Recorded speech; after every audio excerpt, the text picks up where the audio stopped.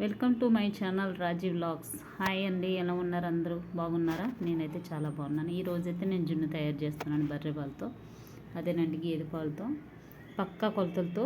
నేను ఇంటి దగ్గర మొన్న ఇంటికి వెళ్ళేటప్పుడు మా అత్తగారు చెప్పారు. నేను ఫస్ట్ టైం అయితే జున్ను చేయడం జరిగింది.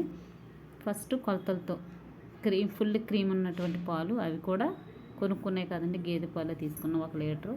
అలాగే 1 లీటర్ పాలకి ఒక 1/2 kg బెల్లం పొడి తీసుకున్నాము. బెల్లము, మిరియాలు, శొంఠి కలిపి పొడి చేసుకున్నాము. అలాగే పాలు కొలతలతో మా అత్తగారు కొలిసేస్తుంది, నేను కలుపుతాను. కొత్తగా నేను చేస్తానంటే ఆవిడ చెప్తుంది, నేను చేస్తున్నాను. అయితే 1 లీటరు ఫుల్ క్రీమ్ ఉన్నటువంటి వాటర్ కలపినటువంటి పాలు తీసుకోవాలండి. అవి తీసుకుని అందులో బెల్లం పొడి వేసుకుని మెత్తగా, అవి చేతితోటే కలపాలంట, గరిటె పెట్టకూడదంటండి. ఆవిడ చెప్తుంది, నేను చేస్తున్నాను.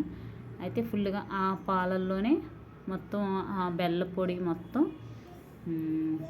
కలిసిపోవాలంటండి. అసలు పొలుకులు ఉండకూడదంట, అప్పుడే జున్ను చాలా టేస్టీగా ఉంటుందంట. ఇంకా కొంచెం బెల్లం పొడి తీస్తాను పక్కకి, ఒకవేళ మనకి స్వీట్ సరిపోతే మళ్ళీ వేసుకుందామని పక్కకి పెట్టాను. అయితే నేను మొత్తం ఆ ప్రాసెస్ అంతా చేశాను. నెక్స్ట్ వచ్చేసి ఇంకా కొంచెం బెల్లం సరిపోకపోతే కొద్దిగా వేసుకున్నాము. మా అత్తగారు మళ్ళీ జున్ను పాలు కొలిసిన గ్లాసులో మళ్ళీ వాటర్ పోయకూడదంటండి. అదే పాలతో మళ్ళీ గ్లాస్ని కొంచెం అటు ఇటు తిప్పి క్లీన్ చేసి అందులో వేస్తుంది. అయితే ఒకసారి ఆవిడ చేయి పెట్టుకు చూసి సరిపోనీయలేదు, ఒకసారి టెస్ట్ చేస్తుంది. సరిపోకపోతే ఇంకా కొంచెం జున్ను పాలు వేసింది. అయితే అది జున్ను పాలు పట్టుకున్న వెంటనే జిగురుగా ఉంటే జున్ను గట్టిగా వస్తుందంటండి. అయితే చూసింది ఆవిడ దగ్గరుండి చేయించారు, నేను చేశాను. ఫస్ట్ టైం అండి నేను చేయడం జున్ను. అయితే చాలా అంటే చాలా బాగా కుదిరింది.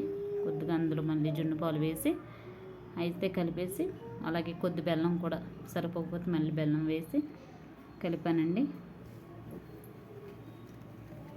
అయితే చాలా అంటే చాలా టేస్టీగా వచ్చింది.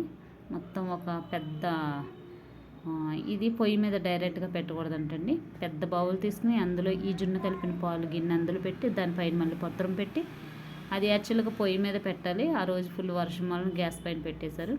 ఫుల్ మంటలో ఒక 1 అవర్ దానిపైన మళ్ళీ బరువు పెట్టి అలా మంట పెట్టాలండి.